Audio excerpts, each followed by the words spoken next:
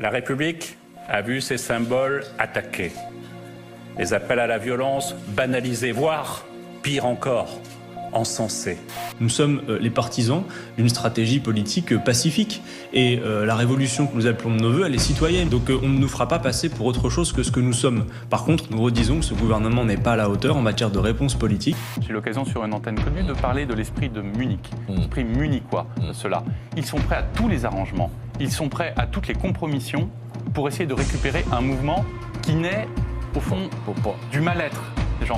Après avoir fait toute une tirade qui visait finalement à assimiler l'ensemble des gilets jaunes à des personnes finalement antisémites, homophobes, enfin il y a un dénigrement gravissime. Je veux dire, parler d'esprit munichois, c'est laisser sous-entendre que la manifestation est une manifestation de nazis. Cela, s'ils veulent pouvoir continuer à discuter, ils doivent dire que ces violences, elles sont inacceptables. J'espère que la sévérité sera exemplaire.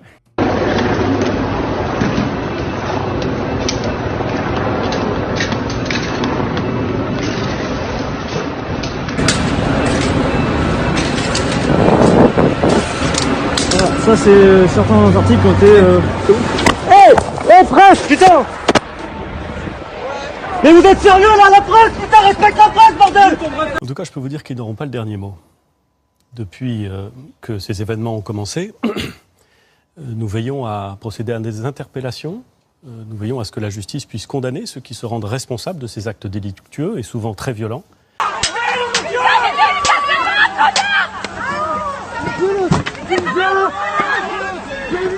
Là dans la ruelle.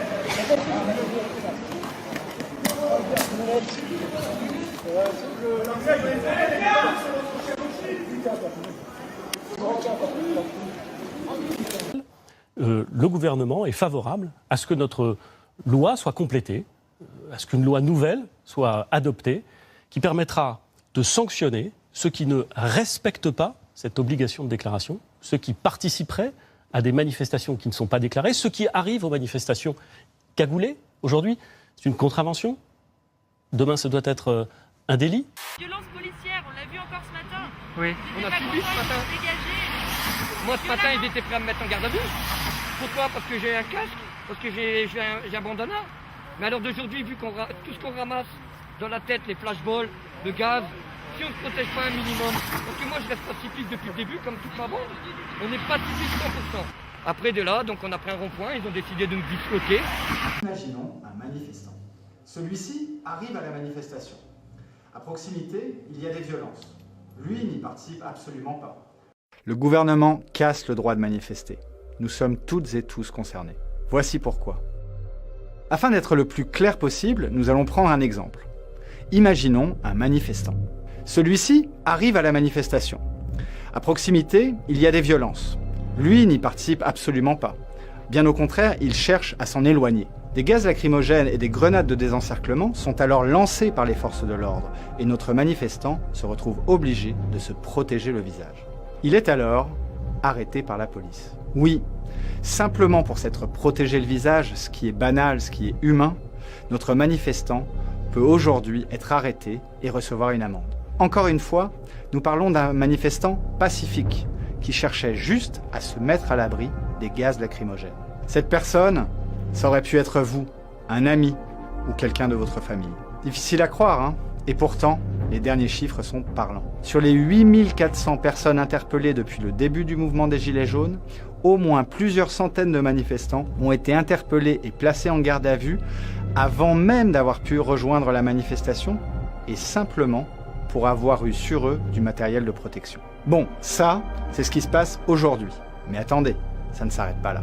La situation pourrait empirer avec une nouvelle loi, la loi dite anti-casseurs. Reprenons le cas de notre manifestant pacifique dans une situation similaire. Celui-ci cherche à fuir les violences, se couvre le visage pour se protéger et se fait interpeller par la police. Sauf qu'avec cette proposition de loi, et sans entrer dans les détails juridiques, notre manifestant risque alors bien plus gros qu'une arrestation arbitraire.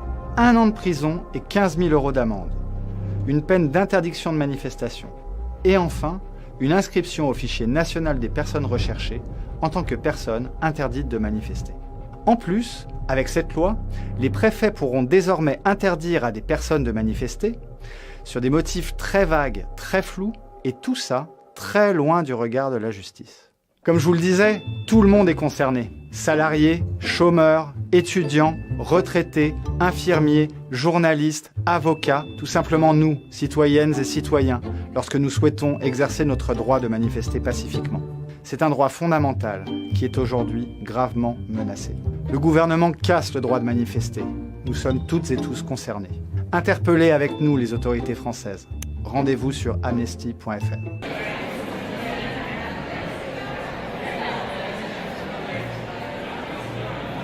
On pense souvent aux tortures, aux exactions, mais ça peut être également les problèmes de justice, et même plus proche de la Suisse, il y a aussi ce qui se passe en France. Amnesty a par exemple dénoncé l'état d'urgence et les lois qui ont été mises en place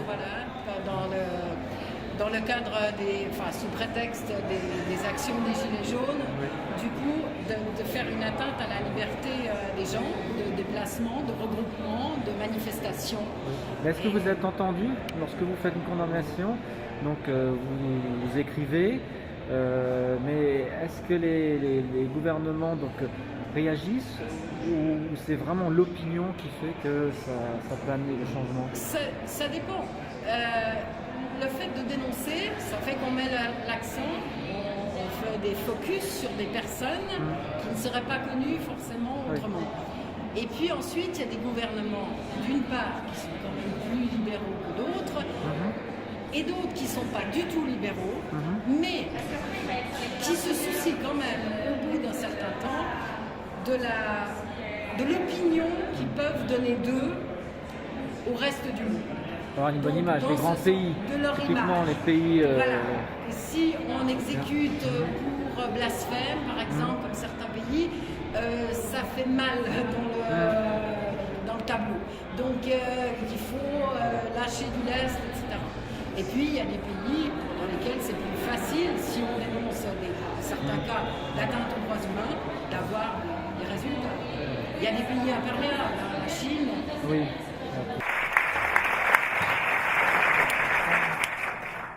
Excellencies, c'est une longue journée. Si vous me permettez, je voudrais parler en anglais. Mon français n'est pas très bon. Well, good evening, Excellencies, friends, ladies and gentlemen. Thank you for inviting me here today. I have been in Geneva for 6 months now, and it's a great pleasure to get to know this deeply international city, the home of the Human Rights Council, of my office, and so many vital humanitarian bodies. Dear friends, we live a time of great challenges: conflict, climate change, displacement, inequality. One can feel disheartened at policies which choose to respond to those challenges by denying the universality of human rights. I prefer to be hopeful and to be inspired by the great energy and strength of civic movements around the world, which with passion is a powerful cry of rebellion against discrimination, injustice, and oppression.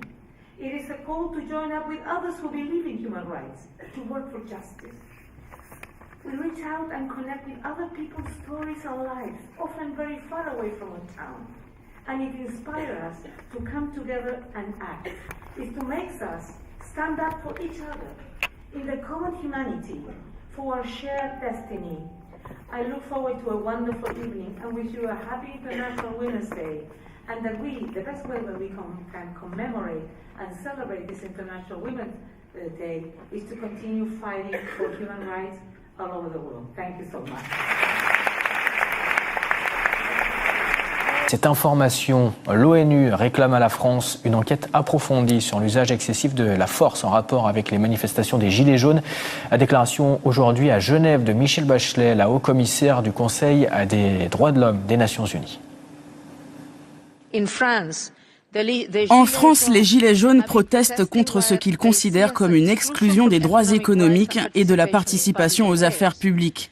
Nous encourageons le gouvernement à poursuivre le dialogue, y compris le suivi des discussions nationales actuellement en cours, et demandons urgemment une enquête approfondie sur tous les cas rapportés d'usage excessif de la force. C'est la sensation du jour à l'ONU qui fait la leçon à la France sur la crise des Gilets jaunes. Le monde a-t-il perdu sa boussole? La France sermonnée, admonestée par l'ONU, c'est dans l'ordre des choses? C'est le rôle de l'ONU ou c'est irréel? Donc la grande question, c'est qu'est-ce qui se cache derrière cette opération onusienne?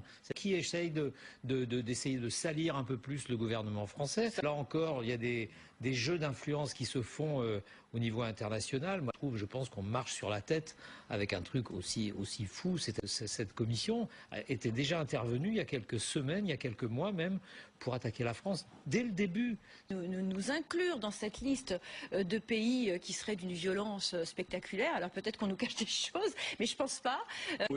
C'est extrêmement grave. Donc je pense, oui, effectivement, qu'il y a une instrumentalisation de l'ONU. Et pour l'instant, comme Serge, j'ai vraiment le sentiment qu'il s'agit d'une manipulation politique. Et d'ailleurs, on ne sait pas qui a saisi l'ONU sur ces questions-là. Et ça serait intéressant de savoir qui a susurré à l'oreille de cette commission le fait que la France puisse être un pays qui ne respecte pas les droits de l'homme. Évidemment, ces juges-là ne sont certainement pas irréprochables. Sophie, vous disiez, on est chez les fous? Mais néanmoins, c'est-à-dire qu'on pourrait décider de considérer que Madame Bachelet, qui a été une présidente remarquée du Chili, finalement, elle a fumé la moquette. J'espère que la réaction du gouvernement français sera à la mesure de cette posture. Avec un peu plus de vigueur que vous attendez. Avec un peu plus de peps. C'est du pain béni pour LFI, le RN. C'est plus que du pain béni, c'est un miracle. Et il y a dans cette concordance de langage et d'expression entre la Commission des droits de l'homme de l'ONU d'un côté et un parti disons non gouvernemental comme la France Insoumise, quelque chose qui est un peu choquant. De mon point de vue. Peut-être qu'il politiquement s'explique aussi par la proximité de Madame Bachelet à une époque avec les gouvernements chavistes au Venezuela, connaissant les rapports de la France Insoumise avec le Venezuela, il y a une espèce d'axe, si je puis dire, qui est quand même assez troublant. C'est l'heure de politique en partenariat avec Slate.fr. Bonsoir Jean-Marie Colombani. Bonsoir Roselyne. Alors le mouvement des Gilets jaunes est-il en train d'agoniser et surtout de se vider de sa substance initiale? Alors aujourd'hui, des Gilets jaunes qui persistent, ils ne persistent dans le fond qu'une colère brute, parfois irrationnelle, d'où a émergé un goût pour la violence, l'antisémitisme, le racisme, le complotisme, bref, tout ce qu'il y a de pire chez l'homme. Aussi, vous êtes directeur général adjoint de l'IFOP. Alors justement, les Gilets jaunes, avec vous, on va regarder. Donc on a vu que 55% des Français voulaient que ce mouvement s'arrête.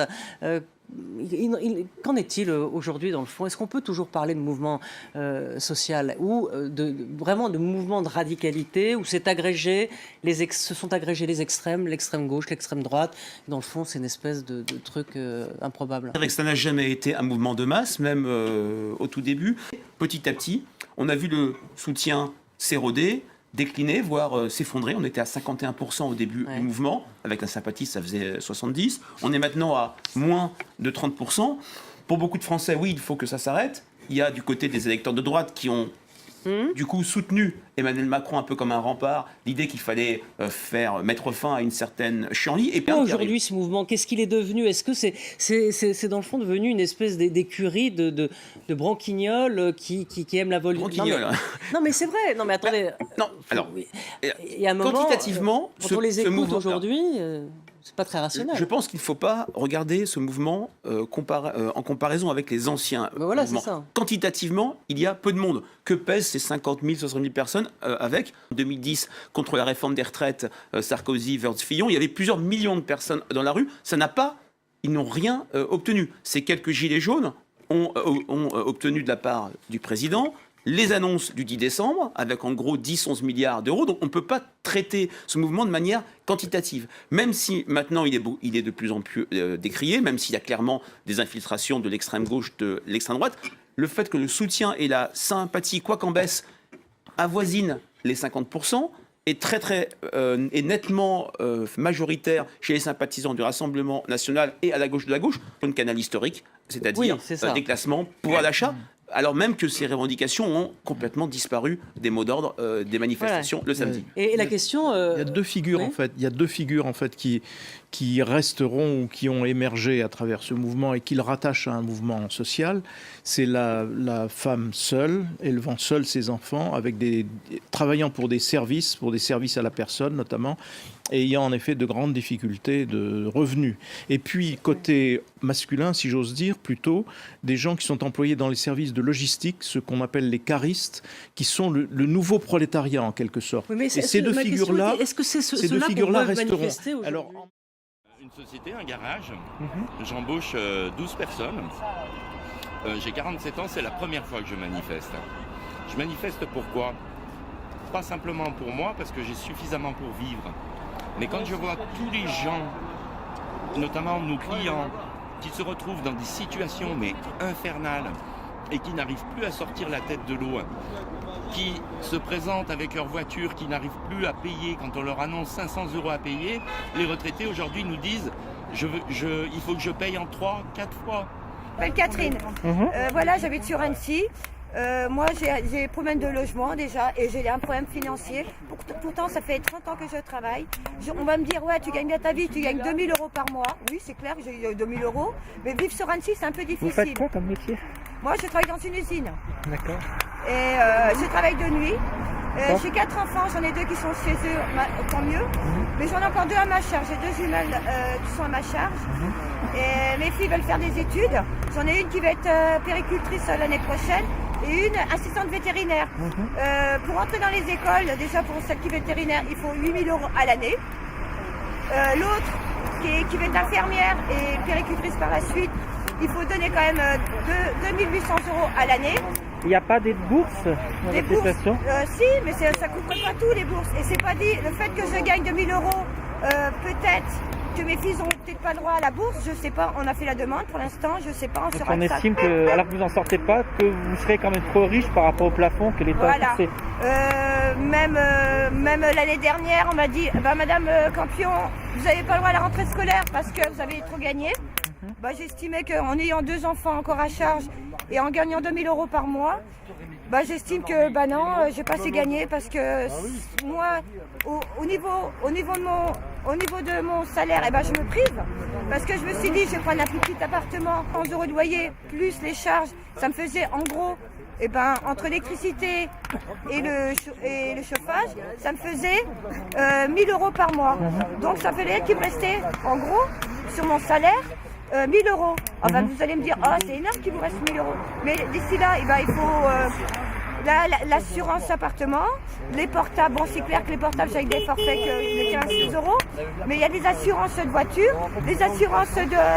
C'est des coûts obligés, en fait. Des coûts imposés. Et moi, mon chariot me coûte, en ayant 2 enfants plus moi, ça me fait un chariot de 500 €. Ça fait qu'il me reste, on va dire, 500 € pour payer ce qu'il y a à côté. Et ma voiture hier, même simplement hier j'en ai ma voiture, j'ai changé 2 pneus, une vidange et du liquide refroidissement, ça m'a coûté 400 balles. Et là, ce mois-ci, écoutez, je me serrais encore la ceinture, une fois de plus. Et mon appartement, moi, j'ai pas un 120 mètres carrés. Moi, je vis avec mes 2 enfants dans un 9 mètres carrés. Alors, je vous dis, un 9 mètres carrés, c'est pas possible. Si, mais moi, mes gosses, ils ont à manger dans leur frigo. Je peux payer mes charges. Je peux payer, c'est tout ce qui nous... Et vous n'avez pas droit à la prime d'activité Non, parce que soi-disant que je dépasse. Vous dépassez, mais alors dans votre situation, vous expliquez, elle est dramatique, vous n'arrivez pas à en sortir. Pour le gouvernement, vous êtes considéré comme riche. Voilà. Donc on est riche très rapidement en France. Mais le pire, c'est que je vis seule avec mes filles. Donc on dit...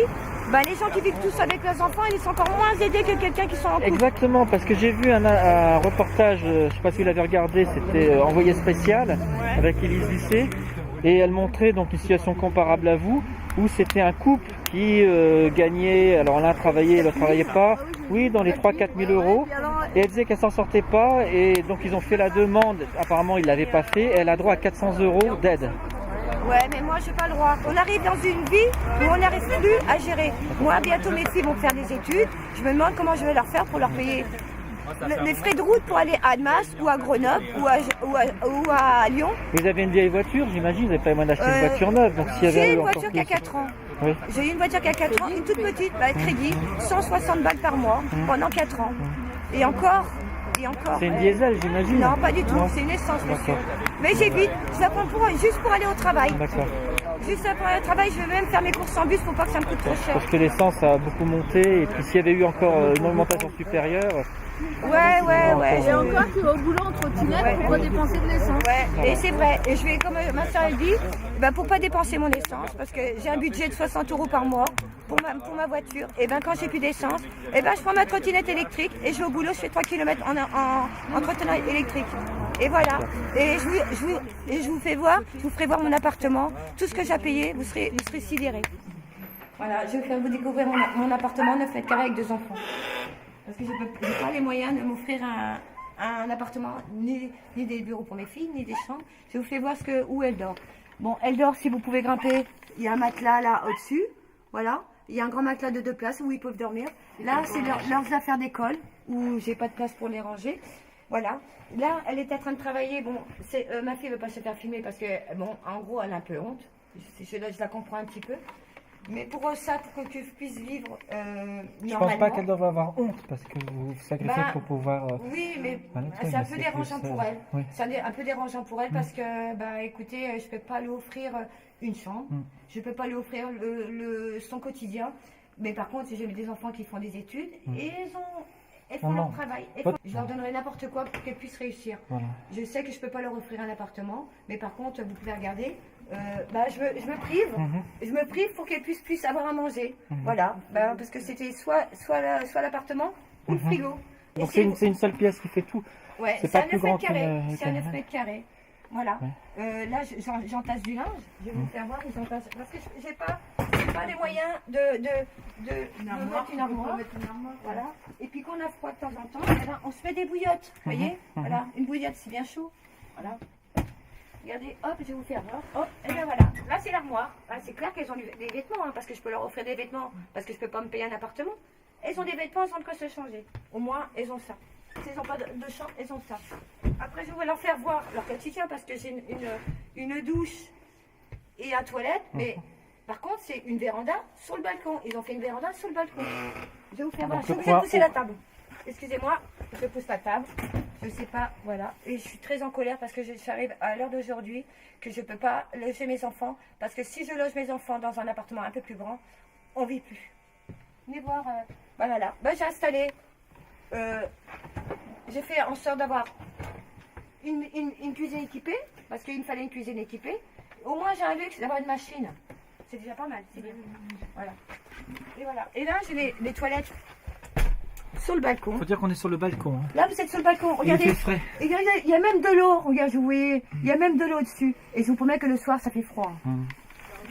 Donc vous avez de la condensation. Voilà. Il fait froid. Oui. Voilà. Parce qu'en ce moment, on a des températures négatives. Voilà. Pratiquement. Attention. Voilà. On va pas se bousculer. C'est le coin où il y a une douche. Alors, le coin douce. Vous savez, quand j'ai pas de sous pour mettre de l'essence dans ma voiture, je vais ma trottinette électrique, comme on m'a offert pour mes 50 ans. Voilà. Du mal, je ne sais pas comment vous accédez à la douche. Ah, parce que je suis petite, monsieur, et je suis pas grosse. Donc, voilà, la douche. Je ne sais pas, elle est occupée. Attendez, en plus. Je vais mettre la lumière. Attendez, on se sert, vous voyez, on se sert. On se sert, là. Ouais, voilà. Okay. C'est peut-être. Et voilà, c'est dans mon linge comme ça, monsieur, regardez. Voilà. Bon, là, j'ai du linge à laver, hein. Mais vous pouvez regarder, et ici, c'est bien la douche, hein. Vous voyez? Et la douche, c'est moi qui l'a demandé de la fabriquer. Parce qu'au début, j'avais une cabine de douche, mais elle était toute pourrie. Et pour les jeunes de mes enfants, j'ai fait ça. Okay. Voilà. Et là, vous avez mis un rideau parce que j'ai mis un rideau parce que voilà. Voilà. Et vous pouvez regarder. Oui, et puis également le froid, c'est quand même assez magnifique. On est à un balcon. Ouais, mais monsieur. Et du coup, vous avez enlevé la porte? Non, il n'y a jamais eu de porte. Parce que c'était le balcon. C'était un balcon comme ça, vous pouvez faire voir, regardez. Je vais vous faire voir un balcon. Voilà. Les balcons comme vous avez là, oui, un petit balcon là-bas. Oui, je vois, c'est pareil. Et c'était le même. Mais sauf que le propriétaire, il a fait une véranda. D'accord. Et vous, voilà. Donc, et ça, typiquement, c'était des chambres de bonne. Très, très étroit. Et je suis obligée de laisser ouvert parce que si vous fermez, après, vous ne pouvez plus respirer. Oui, parce que vous faites la cuisine. Invivable. L'été, ça monte jusqu'à 35 degrés ici. Et vous n'avez pas droit, donc, à un logement social, à des aides? Le problème qu'il y a, c'est que vous on propose, comme je vous dis, si je fais ma demande d'HLM, oui, Madame Campion gagne 2000 €. Mais le problème qu'il y a, c'est qu'on va me proposer un HLM en cité à 750 €. Juste le loyer. Hein. J'estime qu'au-delà de 2000 € en vivant dans une ville riche comme Nancy, vous ne pas pouvez pas vous loger, vous n'avez pas le droit. On estime que vous êtes riche. Voilà. L'État vous estime que vous êtes trop riche. Voilà. Riche, je ne sais pas comment, mais je suis riche. Voilà. Je pense que voilà, c'est le paiement avant les Pourquoi impôts. vous n'avez pas le droit vous vous êtes renseigné, vous avez quand même... J'ai fait la demande. Donc vous avez fait la demande, donc peut-être vous aurez une surprise. Il avait dit qu'il augmenterait de 100 €. Mais vous êtes au-dessus du SMIC, donc on vous considère... Ouais. Donc, mais je gagne 1900 € parce que je travaille de nuit. Hein. Donc vous avez un salaire qui est faible quand même. Voilà. Ah bah si, parce que mon patron ce mois-ci m'a donné une augmentation. Mais si j'avais pas l'augmentation, si j'avais pas eu... si je retire toutes les Est-ce qu'il primes... vous a donné la prime que M. Macron a demandé au patron, au gentil patron, de donner en décembre? Oui, 130 €. 130. Donc on est loin des 1000 € des sociétés comme Total. Voilà. Ah bah non, mais moi... C'est des trucs mensongers. Ouais, non, mais je vous promets que toutes les nuits, je rentre à 4 h du matin, à 5 h du matin, en trottinette pour venir jusqu'ici chez moi, parce que j'habite quand même à 3 km quand j'ai pu descendre dans ma voiture.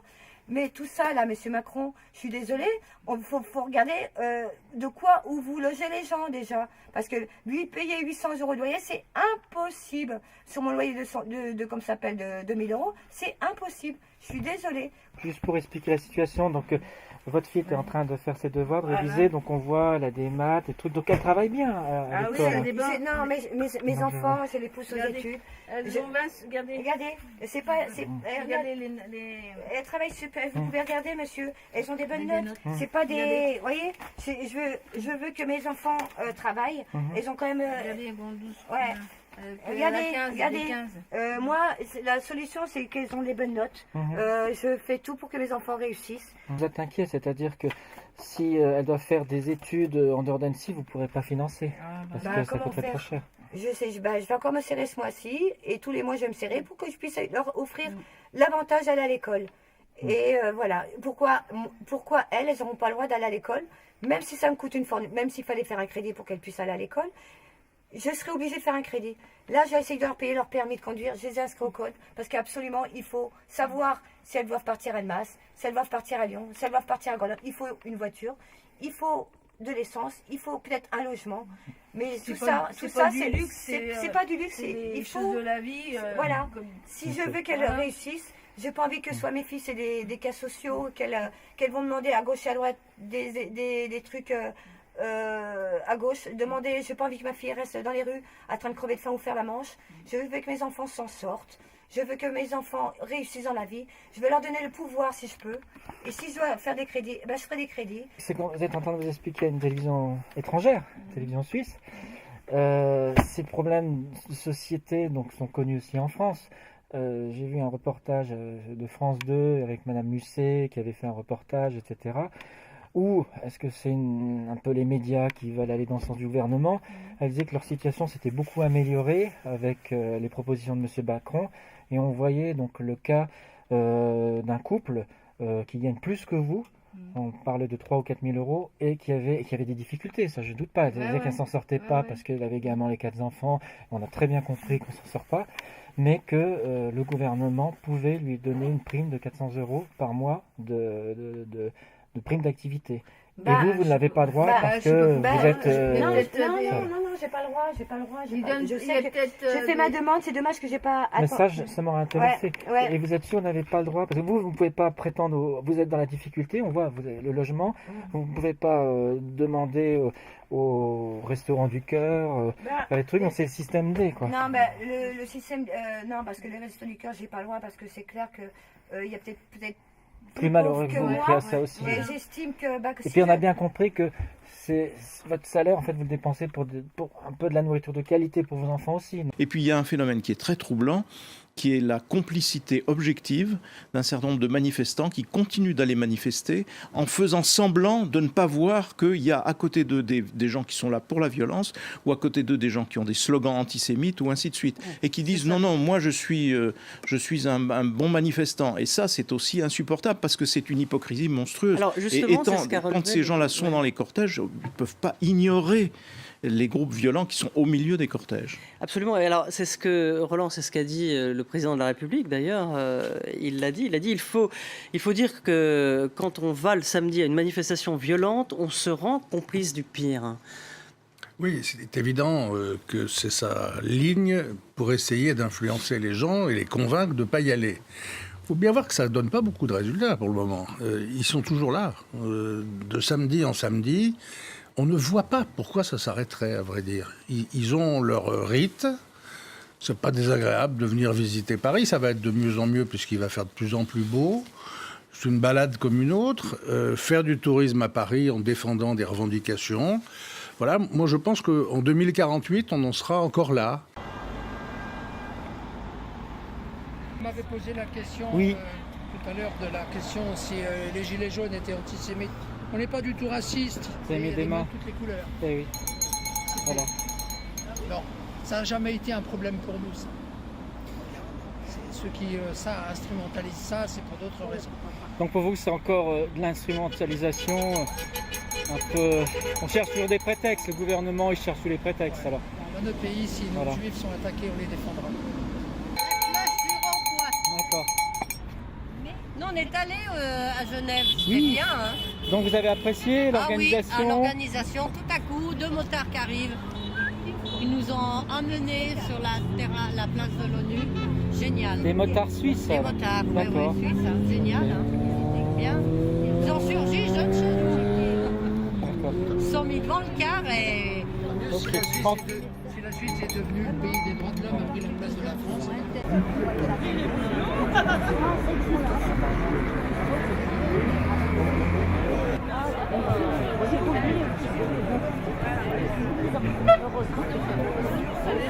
Il y a soleil et chaud.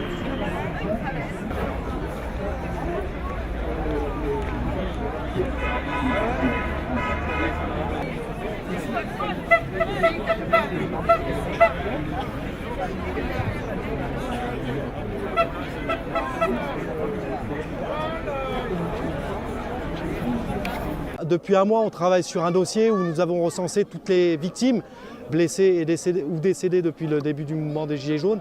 Donc ce dossier, on l'a. On a la chance aujourd'hui d'être reçu par un officiel de l'ONU. Et nous allons le remettre ce dossier afin qu'il l'étudie et qu'il fasse cesser auprès de notre gouvernement français toutes ces formes de violence. 1, 2, 3, 4. Portant sur le droit à manifester pacifiquement et l'usage proportionné de la force. Madame McAvey, 1 minute. Merci. La résolution que nous avons votée aujourd'hui condamne les interventions violentes et disproportionnées, l'utilisation disproportionnée de la force par rapport des forces de l'ordre contre ceux qui protestent de façon pacifique. La résolution condamne surtout l'utilisation des armes non létales. Les 2 premières semaines du mouvement où il a été absolument tétanisé, il n'a pas su quoi faire. Depuis, il a eu une conduite de la crise qui a été une réussite et qui est saluée par l'opinion dans les sondages de nos amis. Moi, je connaissais beaucoup de gens, y compris de sondeurs, je ne parle pas pour Fred, de gens qui disaient « on ne verra jamais un président remonter. Quand la chute est amorcée, elle est là. » C'est vrai, ouais. Et c'est une remontée qui est une véritable remontada, comme diraient nos amis. On l'a d'autant pas dit qu'il l'avait déjà fait. Il l'avait fait à l'automne la deuxième 2017. fois. C'est la deuxième fois hors période de cohabitation qu'un président remonte de l'enfer de la popularité, même si il reste largement impopulaire à plus de 2/3. Alors 80%, 70% des Français soutenaient le mouvement des Gilets jaunes, ce qui était vrai au début, puisque c'était un mouvement effectivement sympathie, enfin qui appelait la sympathie.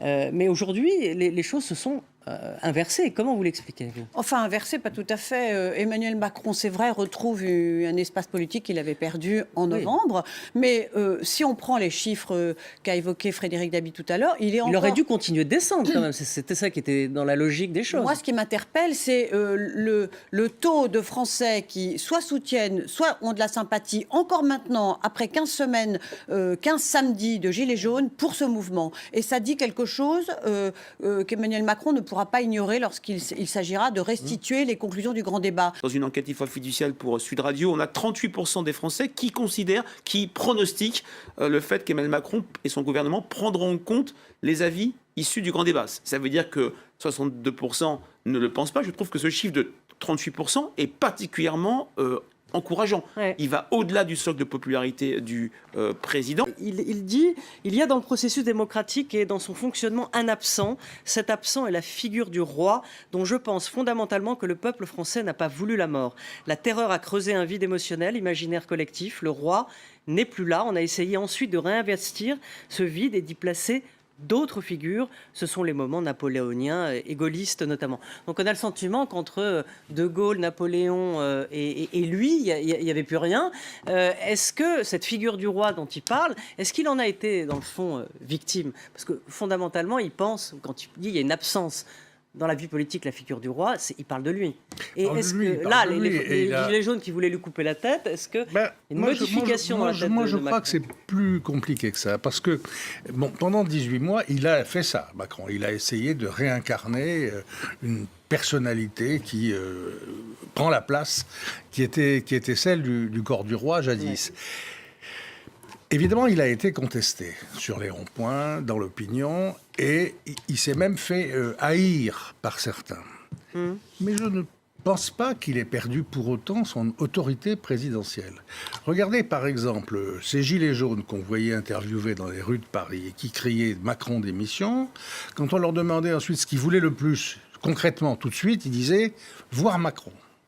C'est-à-dire que la politique de Macron, le fait que ça ne donne pas des résultats pour nous qui ne voulons pas être déclassés, qui ne voulons pas devenir pauvres, qui voulons payer moins d'impôts, la politique de Macron, on ne l'approuve pas. Et donc, du coup, on dit Macron, ça ne va pas, Macron démission. Et en même temps, on sait bien que c'est lui qui prend les décisions, qu'il ne partira pas, qu'éventuellement même, il est capable d'aller dans les villages guérir les écrouelles. Et on le considère aussi comme cela. Je crois que ça a été un tort de beaucoup d'observateurs de croire que son quinquennat était cuit, qu'il n'aurait plus l'autorité nécessaire pour faire des réformes. Je crois, moi, depuis le début de cette crise, que quelle que soit la façon dont on sort immédiatement de la crise, sa seule chance de continuer à être là et à être réélu, puisque c'est ça l'objectif de tout homme élu en place, sa seule chance, c'est de continuer les réformes. C'est de montrer qu'il est fidèle à lui-même. Et qu'il va pouvoir continuer d'agir parce qu'il n'y a plus rien en dehors de l'extrême droite, en dehors de Marine Le Pen. Oui. Il n'y a rien. Et ce paysage-là est totalement inédit en France. Alors on peut l'expliquer par mille et un facteurs, mais néanmoins il est là. Et c'est ce qui fait que, au fond, les sondages d'opinion lui sont favorables aux élections européennes. Et c'est ce qui fait qu'il reprend aussi un peu du poil de la bête en termes de popularité. Personne ne peut le contester. Il n'y a plus personne à droite. C'est pas Laurent Wauquiez qui va lui faire de l'ombre. Et à gauche, c'est un spectacle hallucinant et pitoyable. Voir l'événement de la gauche hier ou avant-hier, c'était la candidature de Benoît Hamon au nom de l'unité de la gauche. Enfin, je veux dire, on se pince. Mais c'est ça la tragédie politique aujourd'hui. Les Gilets jaunes eux-mêmes ont essayé de rajouter des couches de politique sur le social. C'est incroyable que personne dans les oppositions n'ait su en profiter. Ils ont couru comme des malades derrière les ronds-points. La France insoumise y a laissé sa chemise et le Rassemblement national, ça ne marche pas non plus. On pourrait penser, estimer que la crise des Gilets jaunes a servi Emmanuel Macron parce que les partis d'opposition qui étaient déjà dans un état bien médiocre avant le début de la crise des Gilets jaunes se sont abîmés pendant cette période et aujourd'hui sortent plus faibles qu'ils ne sont rentrés dans cette crise. Roland parlait tout à l'heure du Rassemblement national.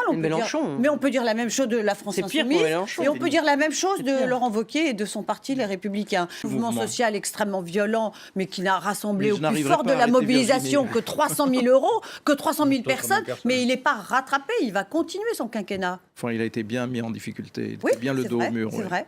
Allez, on dit juste un mot, Frédéric, on ne peut pas se quitter sans parler un mot des européennes et donc le dernier sondage, enfin le vôtre, donc la République en marche, Modem 24% et le Rassemblement national, donc Marine Le Pen 20%, les Républicains 10%, Europe Écologie à 9%, la France Insoumise à 7%, le PS à 6%. Donc ce que je disais tout à l'heure, c'est qu'on refait le match un peu de la présidentielle. En continuité avec ce qui vient d'être dit lors de ce débat, c'est toujours, on est en continuité avec le Big Bang électoral de l'élection présidentielle.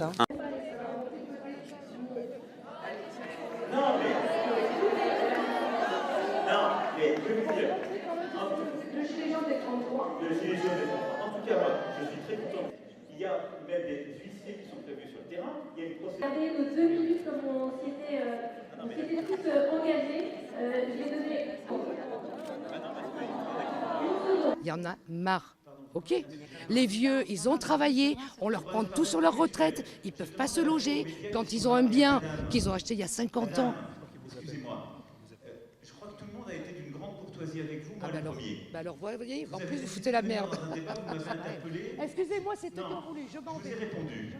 Non mais il faut être collectivement respectueux les uns des autres. La commissaire aux droits de l'homme de cette organisation, Dunja Mijatović, a rendu public mardi un mémorandum sur le maintien de l'ordre et la liberté de réunion dans le contexte du mouvement des Gilets jaunes en France. Les armes de force intermédiaire, euphémisme pour dire que celles-ci mutilent davantage qu'elles ne tuent, sont montrées du doigt. On apprend dans ce document qu'à la date du 4 février, les forces de l'ordre avaient procédé à 12 122 tirs de LBD 40, 4 942 lancers de grenades de désencerclement et 1428 lancers de GLI F4. La commissaire observe notamment que les blessures à la tête occasionnées par des tirs de LBD révèlent un usage disproportionné de la force ainsi que l'inadaptation de ce type d'armes au contexte d'opérations de maintien de l'ordre. Elle recommande donc de suspendre l'usage du LBD dans le cadre des opérations de maintien de l'ordre.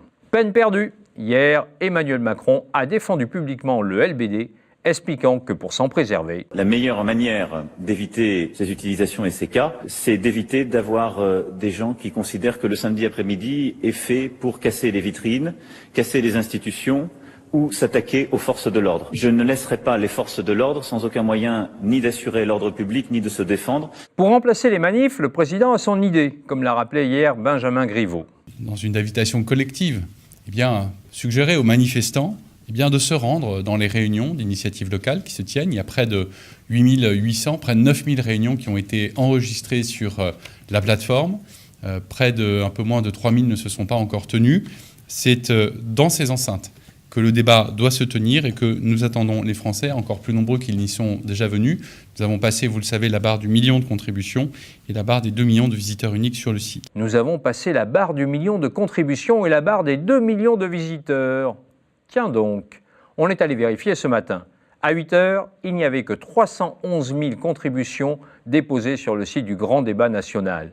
On atteint le chiffre du million que si l'on ajoute les 884 000 réponses aux différents questionnaires à choix multiples. À la démocratie représentative, il y aura toujours des élus.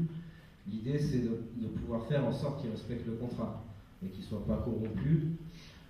Tout à l'heure, je parlais de corruption douce. Voilà, c'est le fait que les gens, quand ils s'engagent en politique, ils le fassent pour la cause et qu'ils ne le fassent pas parce qu'ils ont été mis là.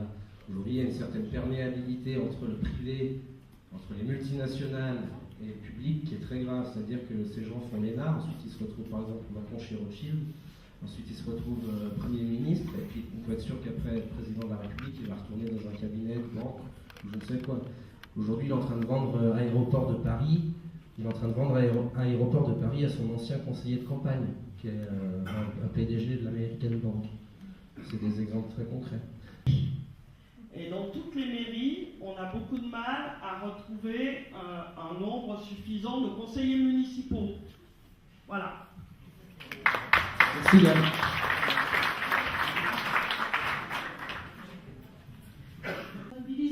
Si on n'est pas mobilisé derrière, on peut voter sur savoir s'il faut mettre des grillages rouges ou des grillages verts pour les lâches. Ça ne changera rien à notre soumission. Donc je pense que ce qui est important, c'est effectivement d'être mobilisé. Mais après, une fois qu'on est mobilisé, avoir des outils pour voter, c'est important aussi. Enfin, voilà. Il y a un aspect qu'on n'aborde pas, le RIC. Si on ne change pas les médias il y a 90% des médias qui sont aux mains de 9 milliardaires, ils vont orienter le référendum dans le sens de leur intérêt. On aime des gens très obéissants, très à quatre pattes, avec la main du papa qui nous passe la main dans les cheveux. On est encore comme des gamins, quoi. On est des votants. On aimerait être des votants. On élit nos grands décideurs, nos grands patrons, ceux qui vont décider pour nous, ceux qui vont nous mettre la cuillère dans la bouche. Mais on est quand même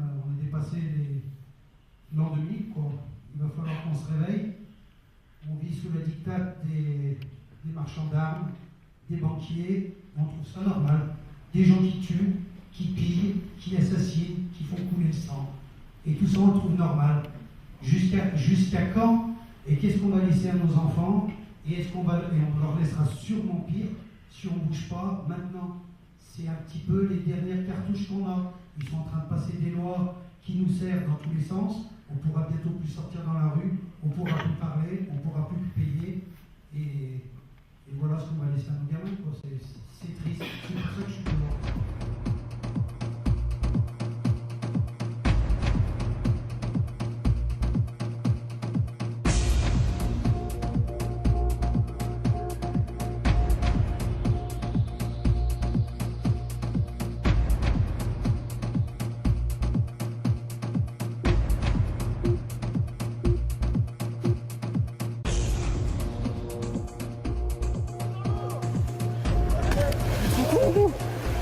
Et voilà, bravo!